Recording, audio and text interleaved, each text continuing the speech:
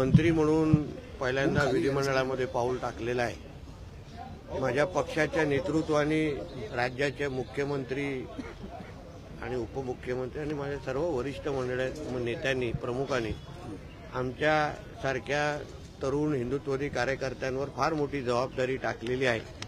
महाराष्ट्र, कोकण, हिंदू समाज या सगळ्यांना पुढे घेऊन जाण्यासाठी, ताकद देण्यासाठी, संरक्षण करण्यासाठी मी जास्तीत जास्त माझ्या पदाच्या माध्यमातून प्रयत्न करीन। माझ्या खांद्यावर टाकलेली जबाबदारी ही 100% कशी प्रामाणिक पद्धतीने पार पाडता येईल या दृष्टिकोनातून माझी पावलं टाकेल। विरोधक आता 10 वाजता ईव्हीएम विरोधात आंदोलन करताना पाहायला मिळणार आहेत। सरकार म्हणून त्यांना कशा प्रकारे उत्तर दिलं जाईल? शेवटी हेच आंदोलन अगर लोकसभेच्या नंतर केलं असतं तर लोकांना त्याच्यावर विश्वास पण बसला असता। वायनाडच्या कुठल्या तरी पायऱ्या शोधल्या आणि तिथे बसले आणि तिथे ईव्हीएम बद्दल बोंबलले तर लोकांनी विश्वास ठेवला असता। आता लोकांनाही माहिती आहे की हे हिंदू द्वेषाचं राजकारण आहे। जेव्हा वोट जिहाद झाला तेव्हा हे लोकांना काहीच वाटलं नाही, काहीच दिसलं नाही, तेव्हा हिरवा गुलाल उडवायचे। आता जेव्हा हिंदू समाजाने एकत्र येऊन हिंदुत्ववादी विचाराचं सरकार निवडलं, हिंदू म्हणून मतदार म्हणून आपली ताकद दाखवली, तेव्हा हे लोकांना मिरच्या लागतायत, हिरव्या मिरच्या लागतायत आणि म्हणून जे काय करतायत ते हिंदू समाज खुल्या डोळ्यांनी निश्चित पद्धतीने पाहतोय। म्हणून ह्या ईव्हीएमच्या ह्या आंदोलनाला काही अर्थ नाही, काही महत्व नाही। निलेश राणेजींनी केलेलं, कृपया आपला अभ्यास चांगला करा। आम्ही पण करतो, तुम्ही पण करा। सर, मातोश्रीच्या बाहेर हिंदू गब्बर म्हणून तुमचे बॅनर्स लागलेले आहेत मंत्रिपदाची शपथ घेतल्यानंतर। याउलट तुमच्या बंधूंनी सुद्धा एक ट्विट केलेलं आहे निलेशजींनी की उद्धव ठाकरे राणे कुटुंबाला संपवण्याचा प्रयत्न करत होते। निलेशजी ह्याचं उत्तर देण्यासाठी सक्षम आहेत। तेही एक अनुभवी कार्यकर्ते, समाजसेवक आहे। तुम्ही त्यांच्यासाठी हा प्रश्न ठेवा, ते निश्चित पद्धतीने तुम्हाला पाहिजेसे उत्तर ते देतील। नेहमी आपण जर पाहिलं तर संजय राऊतांना प्रत्युत्तर तुम्ही देत होता, आता काही शुभेच्छा आल्यात का मंत्रिपद झाल्यानंतर संजय राऊतांच्या? एवढी आता महाराष्ट्रातून सगळूनच शुभेच्छा येत आहेत आणि ते एवढ्या म्हणजे त्यांचं एवढं मन मोठं नाही ना, त्याच्या मालकाचं आहे ना त्याचं आहे की बाबा महाराष्ट्रासाठी काम करणाऱ्या लोकांसाठी किंवा मंत्रिमंडळाला त्यांनी शुभेच्छा द्याव्या एवढे मोठ्या मनाचे ते नाही आहेत। आम्ही त्यांना 39 वर्ष ओळखतो, म्हणून अशा लोकांकडून आम्हाला शुभेच्छा नकोच आहेत। त्यांनी फक्त महाराष्ट्रामध्ये यापुढे नीट वागावं, व्यवस्थित तोंड उघडावं, सगळ्या गोष्टीवर आमचं फार बारकाईने लक्ष आहे। सरकार आमचं आहे। सरकारमध्ये असताना अगर महाराष्ट्राकडे कोणी वाकड्या नजरेने पाहिलं तर प्रहार करण्यासाठी आम्ही तयार आहोत। सर, आज फर्स्ट डे है, मी कव्हर करतो, तुम्ही कव्हर करताय। सर, हिंदी में नागपूरला नेहमी येत असतो, पण नागपूरला आज शपथ घेण्याची संधी देवेंद्रजींनी आणि आमच्या प्रमुख देवेंद्र फडणवीस साहेबांनी आणि आमच्या प्रमुखांनी दिलेली आहे। मला वाटतं नागपूरचा अनुभव आम्ही नेहमी घेत आलेलो आहे।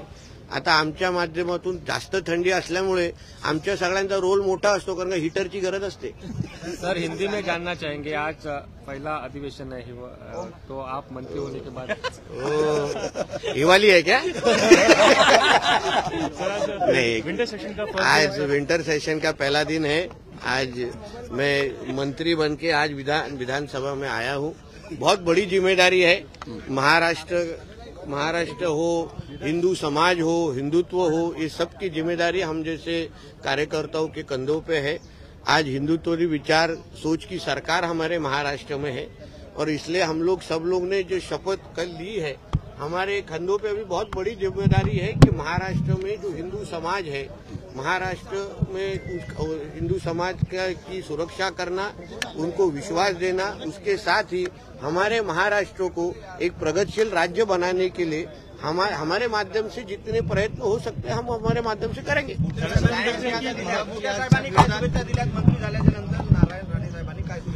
शुभेच्छा नाही, फार मोठं असं मला नियम आणि काही खूप गोष्टी सांगितलेल्या आहेत.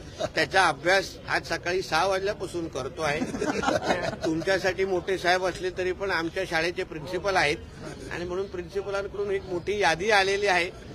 आमदार जेव्हा झालो तेव्हाही पहिल्यांदा फार मोठी यादी आलेली की कसं नियम, कायदे, परंपरा, प्रथा, परंपरा काय असतात. आता रूल्स ऑफ बिझनेस आणि असंख्य विषयाबद्दल आज सकाळपासूनच चर्चा सुरू झालेली आहे. आता टप्प्याटप्प्याने तुम्हाला त्याचं प्रतिबिंब माझ्या कामामध्ये दिसेल. डिस्टिंक्शन मिळेल का? हा? काही विशेष कानमंत्र माझ्या कानात दिलं, तुम्हाला नाही लँड जिहाद बद्दल तुमचा लढा असा सुरू राहील. निश्चित पद्धतीने लव जिहादच्या संदर्भात धर्मांतर विरोधी कायदा आमच्या या 5 वर्षाच्या कारकिर्दीचा आम्ही आमच्या मॅनिफेस्टोमध्ये दिलेला आहे, जाहीरनामामध्ये दिलेला आहे. भारतीय जनता पक्षाने जेव्हा जेव्हा जाहीरनामामध्ये काही उल्लेख केलेला आहे तो शब्द पूर्ण केलेला आहे. उदाहरण 370चा शब्द दिला, राम मंदिरचा शब्द दिला. जे वाक्य आम्ही आमच्या जाहीरनाम्यामध्ये देतो ते आम्ही पूर्ण करतो. आमच्या जाहीरनाम्यामध्ये आम्ही शब्द दिलेला आहे की आम्ही राज्यामध्ये एक सक्षम आणि मजबूत असा धर्मांतर विरोधी कायदा आणणार. तो निश्चित पद्धतीने योग्य पद्धतीने अभ्यास करून आम्ही आणू एवढा विश्वास या निमित्ताने देतो. महायुति ने बड़ी जीत दर्ज की है, आप लोग सवेरे सदन में कर रहे हैं, लेकिन जो विपक्ष है वो अभी तक ईवीएम के झटके से उभरा नहीं है. आज भी वो कह रहे हैं ये ईवीएम का झटका नहीं है, ये हिंदू समाज का झटका है. ये हिंदुत्व का इंजेक्शन है.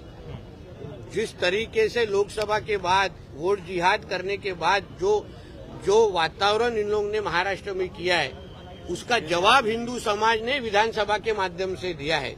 इनको ये ईवीएम लगता है मगर इन्होंने कभी भी हिंदू समाज को गिना ही नहीं.